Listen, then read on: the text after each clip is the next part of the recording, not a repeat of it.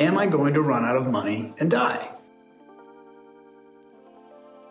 Now, no one phrases it exactly like that, but that's essentially what most of us are worried about, right? And it's perfectly natural because, we are humans and that's how we're wired. Hey everyone, Tim Doehrmann, founder of Eagle Ridge Wealth Advisors, back again to help you get the most out of your retirement. Now, the biggest fear that people usually have about retiring is running out of money and becoming a burden to family and friends, or maybe whoever feels they need to help support you.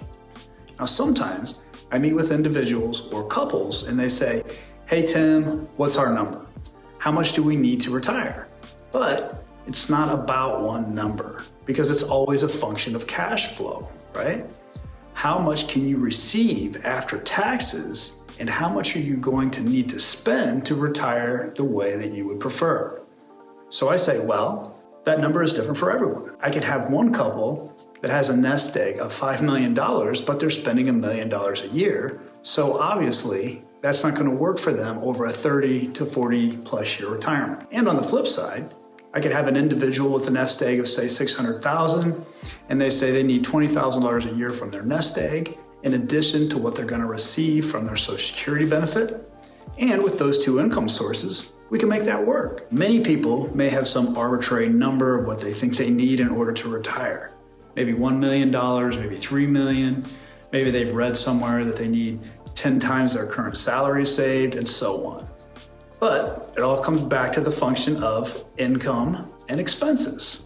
What can we have coming in versus what's going out? Let's break down those two variables so you can better frame what you might need in order to retire comfortably and with peace of mind. Now, first off, what are your expenses or cash outflows? Well, what do you want your retirement to look like? You want retirement to be enjoyable. You want it to be fulfilling, right? But think about what that is going to mean for you. Do you want to travel? Do you want to play golf? Volunteer? Do you want to spend time with family? Many of my clients love spoiling their grandchildren. Now, whatever you decide, now you can start to think about how much that might cost you. And you can do this a couple of different ways. First, you can get very detailed and very accurate simply by writing down all your expenses per month, per year, and so on. And of course, you can use a budgeting app or Excel or something along those lines. And then you can just add all of them up and then take the ones out that you're not going to have once you retire. You can go through line by line. You can get a very accurate picture of the expenses that you're going to have in order to achieve your retirement goals. Now, the second way is not as accurate, but is way less work, and it can give you a high-level view of what your expenses might be once you retire. So how does that work? Well, you just take your salary today, but your salary today probably has many deductions taken out of it. But let's say you simply want to maintain your current lifestyle or something close to it.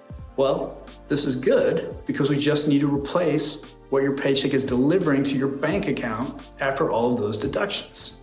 So for example, let's say you think you're going to need $10,000 per month to retire comfortably because your current salary is $10,000 per month or $120,000 per year.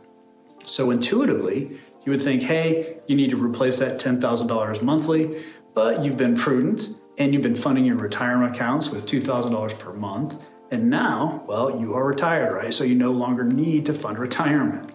So now you're only going to need to replace $8,000 in monthly expenditures, not 10. And there are usually a few other monthly outflows like that you're no longer going to have in retirement.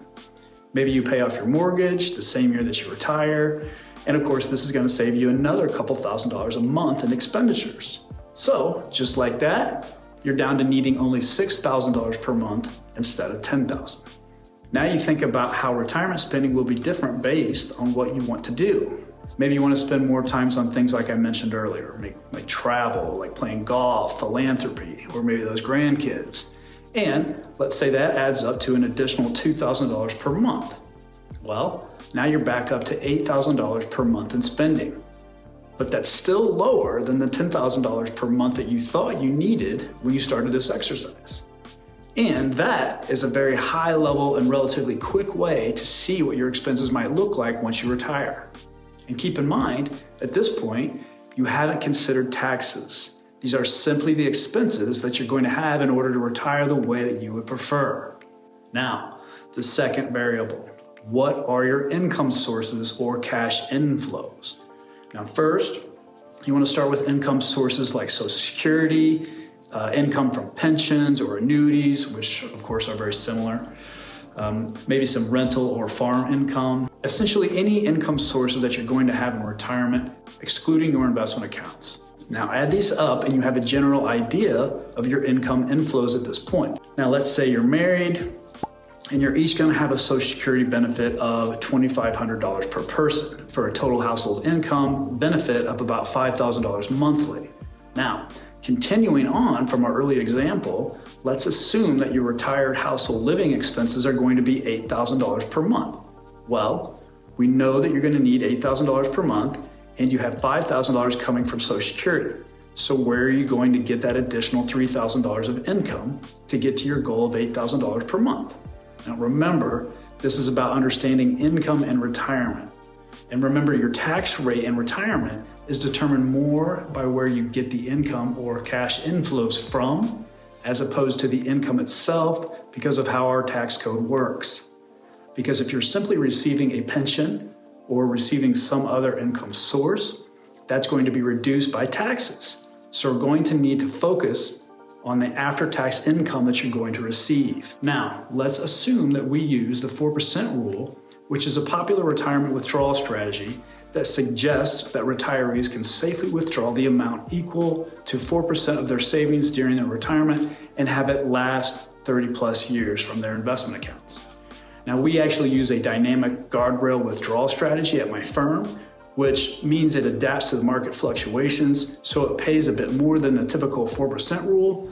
But for this video, we're just going to try to keep it as simple as possible. Now, some simple math. If we know we need to get to an additional $3,000 per month, or multiply that by 12 to get $36,000 per year, and we're using the 4% withdrawal strategy, we're just going to take $36,000 and divide that by 0.04, and that equals $900,000. So taxes aside, you would need a nest egg of $900,000 to take $3,000 per month from that, in addition to $5,000 of Social Security to get to the $8,000 per month in income that you desired. Now, we are actually interested in after-tax money that we get to spend how we want. But it is very important to note that the type of account that you're holding your nest egg in can have a very large difference in tax liabilities. So let me give you a quick example of how account type can affect your retirement income. Now, we have 3 different account types, right, that we can invest with. We have a tax-deferred accounts like 401ks or IRAs or any other pre-tax accounts. And when we take money from these accounts, it's going to be taxed at our regular ordinary income tax 7-bracket system. We also have taxable accounts like individual or joint brokerage accounts, and these are taxed at preferable long-term capital gains and qualified dividend rate. Of course, if we get past 1 year for the long-term threshold to kick in, right? And then 3, we have our tax-free or Roth IRA accounts, which grow tax-free and you can withdraw tax-free as long as your account has been open for at least 5 years. So let's say all of our nest egg is in a pre-tax account, which is common these days, and our tax rate is 25%. Now we're still going to need $36,000 per year from this account. Well, now we have to divide the $36,000 by 0.75 to account for what we're going to end up with after taxes, and this equals $48,000 per year. And then we divide that by 0.04 because of the 4% rule, and now we have to have a $1.2 million nest egg to get that same level of after-tax income.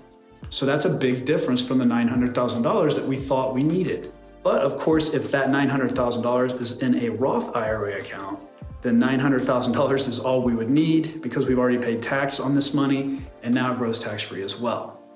So at the end of the day, you want to make sure that you know your income and expenses and you realize how they are all going to be taxed so that you can determine if you're in a position or not to retire the way you want to. Now, I hope that was helpful. And of course, if you like this video, give it a thumbs up and subscribe, and we'll see you next time. Once again, Tim Doehrmann here, founder of Eagle Ridge Wealth Advisors. And if you would like to see how we help our clients get the most out of their financial lives in retirement, please please visit us at erwealth.com, and we hope to see you there.